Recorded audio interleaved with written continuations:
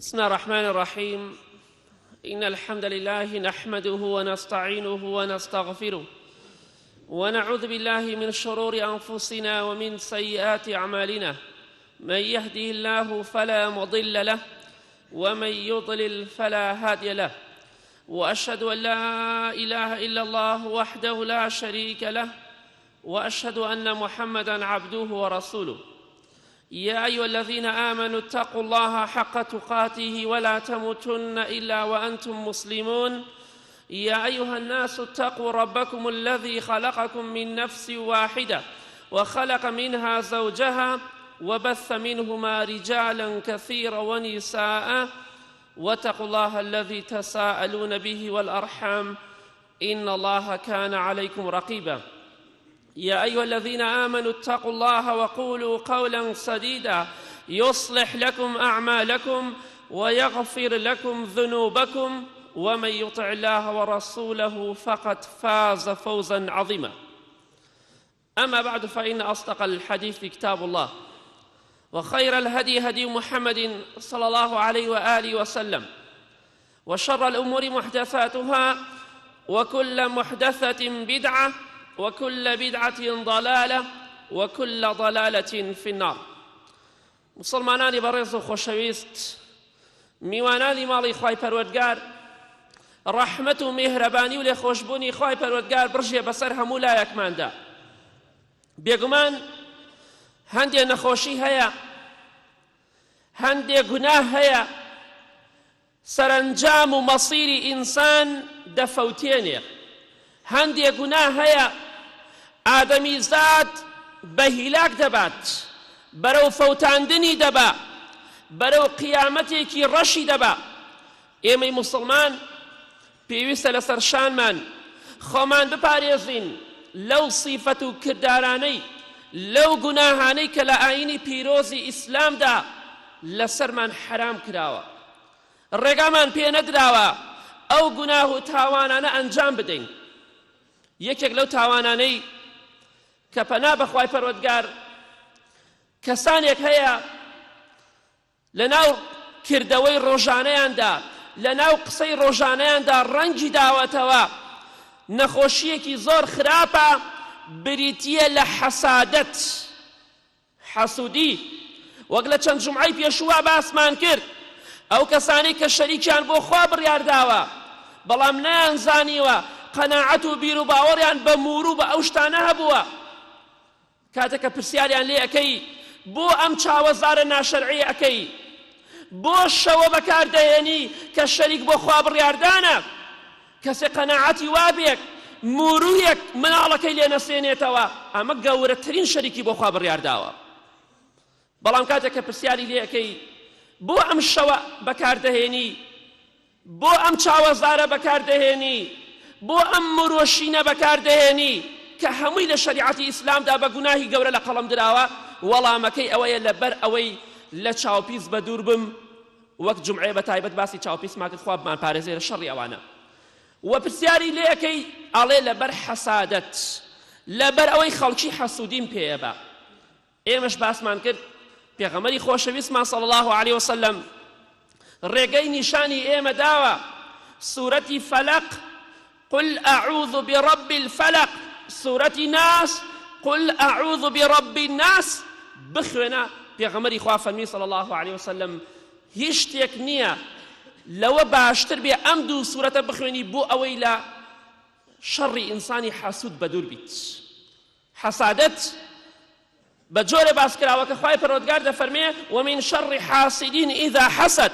ئەی محەممەد صلی الله عليه وسلم، ئەگەر کەسێ حەسوودی بە تۆ برد، ئەوە تۆ پەنا بگرە بەخوای پەروەردگار، نەک پەنا بگرە بە موور و بە چاوەزار، پەنا بگرە بەخوای پەروەردگار. ئەو کەسە فریات ئەکەوێ، ئەو زاتە پیرۆزە تەنها فریای تۆ ئەکەوێ، نەک موور و نەک چاوەزار و شەوە کە هەمووی شەریک بۆ خوا بڕیاردان وەک باسمان کرد. بەڵام ئەو کەسەیشی خوا یارمەتی بدا حەسوود نەبێ، حەسادەت بە خەڵکی نەبا، ئەوە ئینشاءڵڵا سەرنجامێکی باشی ئەبێت. ئەمڕۆ چینە خزمەت حەدیثێکی صحیحی پێغەمبەری خوا صلی الله عليه وسلم كإمام الباني رحمة خوالي بدا فرميه وإسناد صحيح حديثك صحيح وإمام ابن كثير إمام بوصيري وإمام بغوي شندها زاناي تبدا فرمون حديثك راست صحيح وقماني تيداني إن شاء الله لم حديثة بزاني بيغمري خواه صلى الله عليه وسلم فيري تشيمان أكات مسلماني راستقينة كيه أو كسي إيمان دار وخوا بهشتي بنصيب كردوا بزانين صفة كان ينشيه هاوڵی خۆشەویستی پێغەمبەری خوا صلی الله عليه وسلم ئیمامی ئەنەس کوڕی مالیک خوای ڕازی بێ دەفەرمێ كنا جلوسا مع رسول الله صلى الله عليه وسلم ئێمە لە خزمەتی پێغەمبەری خوادا صلى الله عليه وسلم دانیشت بووین فقال يطلع عليكم الآن رجل من أهل الجنة فەرمووی پێغەمبەری خوا صلى الله عليه وسلم ئێستا پیاوێک دەرئەکەوێ ئێستا پیاوێک دی ئەو پیاوە ئەهلی بەهەشتە هەر لە دنیادا پێغەمبەری خوا صلی الله عليه وسلم مزگێنی بەهەشتی بەو کەسە داوە دەفەرمێت فطلع رجل من الأنصار کاتێک مازانی پیاوێک هات پیاوێک دەرکەوت لە ئەنسارەکان ئەنسار ئەوانن کە خەڵکی مەدینە بوون پشتگیری خۆیان دەربڕی بۆ پێغەمبەری خوا صلی الله عليه وسلم ئەو سەحابانەی کە خەڵکی مەدینە بوون پیان ئەوترێ ئەنسار ئەوانشی کە لە مەکەوە کۆچیان کرد بۆ مەدینە ئەوە پیان ئەوترێ مهاجرین واتە کۆچکەرەکان ڕەزا و ڕەحمەتی خۆیان لەبێت ئیمامی ئەنەسی کوڕی مالیک دەفەرمێ کاتێک مازانی پیاوێکی ئەنساری یەکێ لە سەحابەکان دەرچوو ڕەزای خوای لێ بێ هات بەڵام تەنطیف لحیەته من وەضوئه ئەم پیاوە دەستنوێژی گرتبوو لە ڕیشی ئەم پیاوە تکە تکە ئاوەکە دەهاتە خوارەوە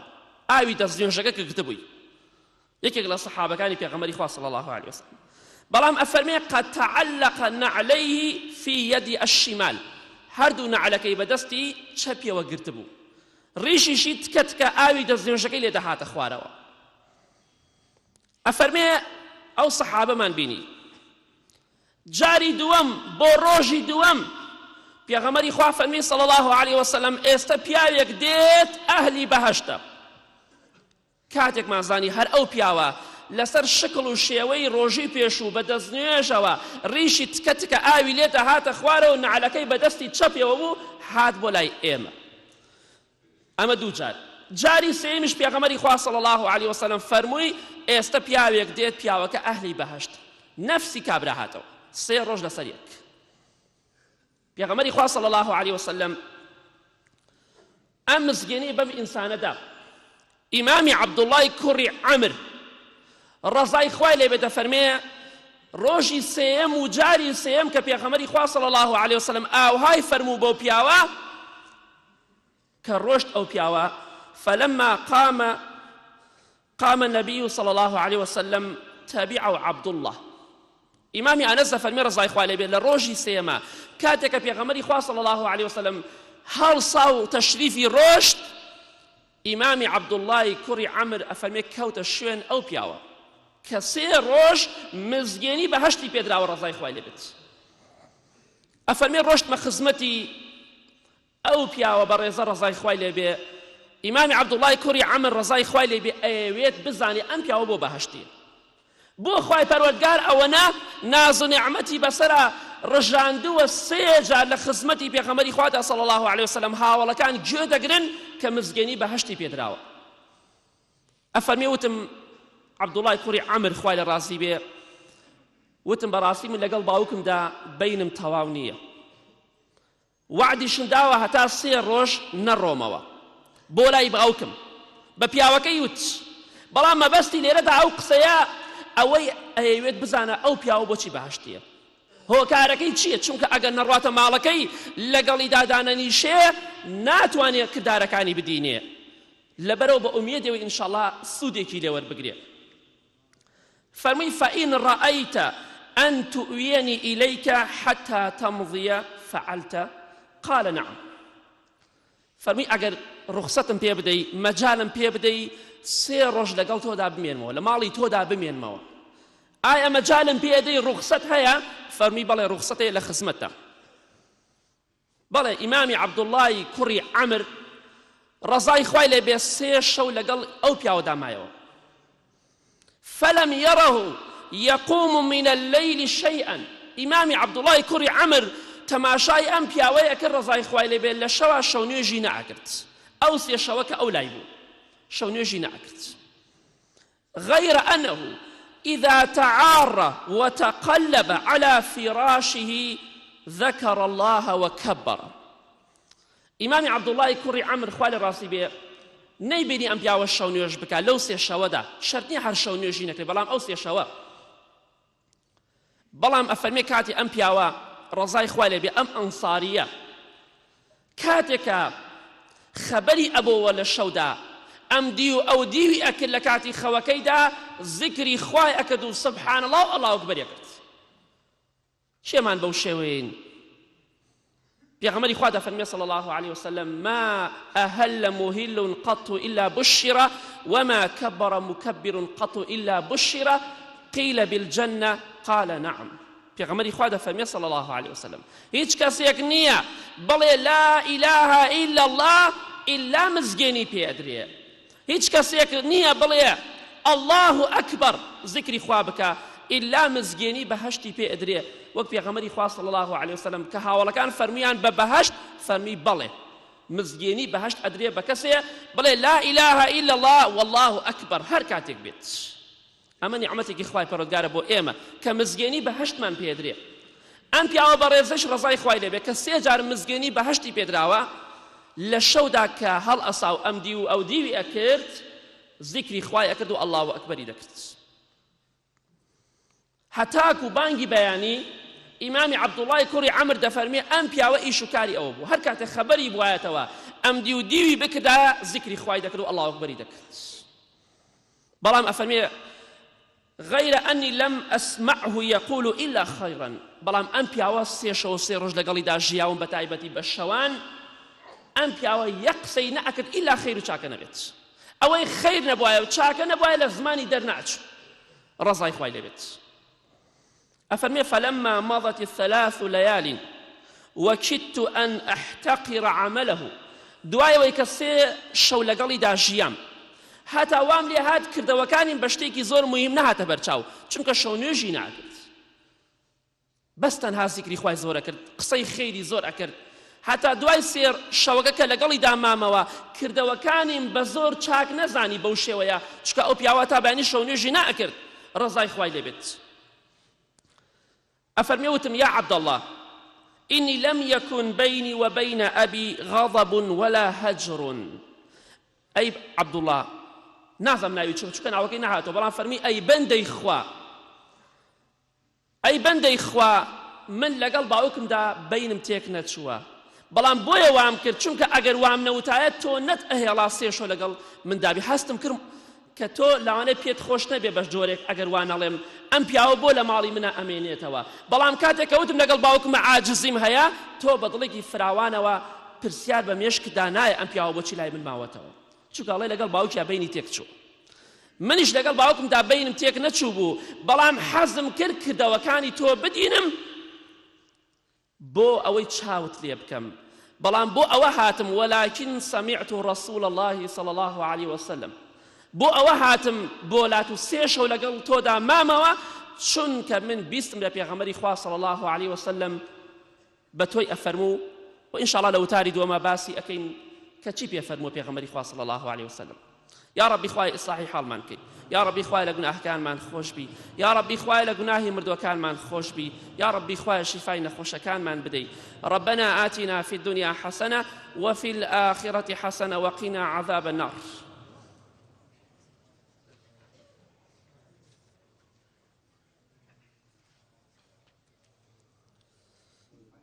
الحمد لله رب العالمين والصلاة والسلام على سيد المرسلين وآله وصحبه أجمعين ومن تبعهم بإحسان إلى يوم الدين. اللهم صل على محمد وعلى آل محمد كما صليت على إبراهيم وعلى آل إبراهيم إنك حميد مجيد. پیغمبر خواه صلى الله عليه وسلم 3 جار بتوي فرمو امرو پیاوێک دەرئەچێ بەهەشتیە ئەفەرمێ يقول لك 3 مرار يطلع عليكم الآن رجل من أهل الجنة فطلعت أنت 3 مرار. 3 جار پێغەمبەری خوا صلی الله عليه وسلم وهای فەرموو هەر 3 جارەکە ئەو کەسەی کە بەهەشتی بووە تۆ بوویتە، تۆ دەرچوویتە، لەبەر ئەوە لەگەڵ تۆدا مامەوە. فأردت أن آوي إليك من ویستم لەگەڵ تۆدا بمێنمەوە لأنظر ما عملك فأقتدي به. ئیمام عەبدوڵڵای کوڕی عەمر ڕەزای خوا لێ بێ فەرمووی بۆ ئەوە مامەوە کە سەیری کردەوەکانی تۆ بکەم، بزانم بۆ بەهەشتیت، بۆ ئەوەی چاوت لێ بکەم، بۆ ئەوەی وەک تۆ بکەم، تۆ چیت کردووە بۆی بچیتە بەهەشتەوە و بەهەشتیت، منیش چاو لە تۆ بکەم. خۆزگایە ئێمەش لە دنیادا چاومان لە کەسێ بکردایە کە کردەوەی باش ئەکا، نەک کەسێ لەسەر مۆدیل ئەڕوات. خۆزگایە ئێمە لە دنیادا چاومان لە کەسی باش بکردایە، لە ئینسانی باشەوە کردەوەی باش فێربووینایە، چاومان لە ئینسانی خراپ نەکردایە و چتی خراپیان لێوە فێربووینایە. بەڵام سەحابەکانی پێغەمبەری خوا صلی الله عليه وسلم ڕەزای خوایان لێ بێ چاو ئەکەن لە کەسێ بزانن بۆچی بەهەشتیە، ئەوانیش بەڵکو بیکەنە پێشەوە و قدوەی خۆیان. بەڵام ئەفەرمێ فەلەم ئەڕەکە تەعمەل کەثیرە عەمەل فەمە الذی بەلەغە بیکە. بەڵام من تەماشای تۆم کرد ئەی موسڵمانەکە. عەبدوڵڵای کوڕی عەمر فەرمووی ڕەزای خوای لێ بێ بەڵام تۆ کردەوەی زۆرت نییە، کردەوەی چاکت نییە زۆر بەو شێوەیە، بەڵام چی شتێک وای لە تۆ کردووە کە پێغەمبەری خوا صلی الله عليه وسلم ئاوها بە تۆ بفەرمێت. چونکە بەڕاستی پیاوچاکان ڕەحمەتی خوایان لێ بێ ئەگەر کەسێک زۆر شەونێژی نەبوایە، عیبادەتی زۆر نەکردایە، بە کەسێکی باشان لە قەڵەم نەئەدا. حتى پێغەمبەری خوا صلی الله عليه وسلم بە ئیمامی عەبدوڵڵای کوڕی عەمری فەرموو بەڕاستی عەبدوڵڵای کوڕی عومەر ڕەزای خوای لێ بێ پیاوێکی زۆر بەڕێزە، زۆر چاکە ئەگەر لە شەوا شەونێژ بکات.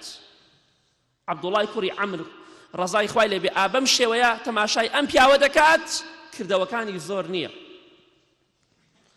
بەڵام بۆچی پێغەمبەری خوا صلی الله عليه وسلم وای بە تۆ فەرمووە؟ فەرمووی وەڵی چی ئەبینیت هەر ئەوە کردەوەکانی منە، هەر ئەوەیە کە بینیوتە، هیچ تر من شک نابم بەو شێوەیە کە باسی بکەم. بەڵام عەبدوڵڵای کوڕی عەمر خوا لێ ڕازی بێ ڕۆشت پشتی هەڵکرد و ڕۆشت، دوای 3 ڕۆژەکە لێ تێگەیشت. ئەمجا ئەو پیاوە بیری کەوتەوە چەند صیفەتێکی جوانی تایە. فەرمی وەرە. فلما وليت دعاني فقال ما هو إلا ما رأيت غير أني لا أجد في نفسي لأحد من المسلمين غشا. کردەوەکانی منت چۆن بینی و هەر ئەوەیە، بەڵام یەک شتێکەیە، من کەسێکم طەبیعەتم وەهایە بە هیچ شێوەیە بەرامبەر بە هیچ موسڵمانێ غەش و خیانەتم نییە، غەش و خیانەتم نییە، فڕوفێڵ لە خەڵکی ناکەم، خەڵکی هەڵناخەڵەتێنم، خەڵکی فری و نادەم، غەش و خیانەت لە صیفەتی منە نییە، من غەش لە خەڵکی ناکەم، ئەوە سێکە لە صیفەتەکانم. ولا غلا ڕق و چینەم نییە بەرامبەر بە موسڵمانان، چونکە حەسوودی لە ڕق و چینەوە پەیا بێ، کەسێک ڕقی لە کەسێک بێ حەسوودی پێ بە ڕق و چینەی بەرامبەری هەیە. بەڵام کە لە ناز و نیعمەتەکانی بەهەشت خوای گەورە بە نسیبمانی بکە ئەوەیە خوای گەورە لە قورئانی پیرۆزە لە سوڕەتی ئەعرافە دەفەرمێ وەنەزەعنا ما فی صدورهم من غل. ئەوانەی کە لە بەهەشتان ڕق و چینە لە دڵیان دەرکراوە، ئەوەی ڕق و چینە بێ لە ناو ئەهلی بەهەشتان نییە. مسڵمانی وا هەیە سەتەها خێزانی هەیە لە بەهەشتا، یەک خێزانێکی ڕقی لە خێزانەکەی تری نییە. بەڵام لە دنیادا وا نییە کەسێ دوژمن بێن ئێژنەکانی مەگەر خوا ڕەحمی لێ بکە ئیلا دوژمنی یەکن، حەزیان بە یەک نییە، حەزیان بە خێر و چاکە یەکتری نییە. بەڵام لە بەهەشتا پێغەمبەری خوا دەفەرمێ صلی الله عليه وسلم پیاوی وا هەیە لە موسڵمانی وا هەیە لە بەهەشتا ڕۆژی ئەچێتە لای 100 کچە عازب، جیماعیان لەگەڵا ئەکا. وتیان ئەی پێغەمبەری خوا صلی الله عليه وسلم ئینسان چۆن ئەتوانێت ڕۆژی لەگەڵ 100 کچە عازبە جیماع بکە؟ فەرمووی ئەو کەسەی کە لە بەهەشتا بێ، هەموو ئینسانێکی بەهەشتی قووەتی 100 پیاوی هەیە لە خواردن و خواردنەوە و لە شەهوەتە. ئەوەی کە بەهەشتی بێ بەقەد 100 پیاو ئەخواتەوە. بەڵام سەیرێکەی لەگەڵ ئەوەدا ئەم هەموو خێزانەی هەیە یەکێکی ڕقی لە یەکێکی تری نییە.